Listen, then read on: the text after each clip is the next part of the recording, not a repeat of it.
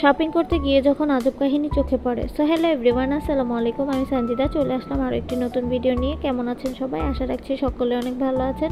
আমি আপনাদের দয়ায় অনেক ভালো আছি। তো আজকে চলে গিয়েছিলাম ঢাকা নিউ মার্কেটে। আর মার্কেটটা দেখেন কত সুন্দর করে সাজানো হয়েছে। আর এদিকে যেভাবে সাজানো হয়েছে সেভাবে জিনিসগুলোও অনেক সুন্দর সুন্দর কালেকশন এখানে রয়েছে। যাই হোক, মাশাআল্লাহ অনেক সুন্দরভাবে তারা সাজিয়েছে।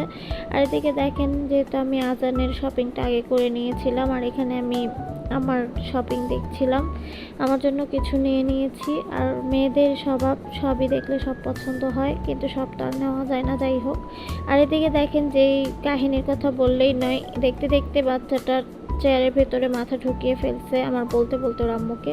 যাই হোক, বাচ্চাদেরকে যারাই নিয়ে আসবেন প্লিজ সাবধানে নিয়ে আসবেন, যেহেতু শপিং মল, আর হাত ছাড়া করবেন না, বাচ্চাদেরকে হাতটা ধরে রাখবেন। সেই বাচ্চাটার মাথাটা বের করতে আপনাদের ভাইয়া তাকে হেল্প করে দিয়েছে। আর এখানে দেখেন মার্কেটটা কত জ্যাম, কত ভালো লাগছে। ঈদের আমেজ সকলের মাঝে কাজ করছে। আর 2 দিন পর ঈদ। সো এখানে আমরা কিছু খাওয়া দাওয়া করে নিয়েছিলাম, ফুচকা খেয়েছি আর ব্রেকআপ ঝালমুড়ি খেয়েছিলাম। সেটা ক্লিপ নেওয়া হয়নি, বাচ্চাটার কাহিনী দেখে কি আর করবো। আর এখানে অলমোস্ট আমরা বাসায় চলে আসছি। দেখেন আমাদের শপিং।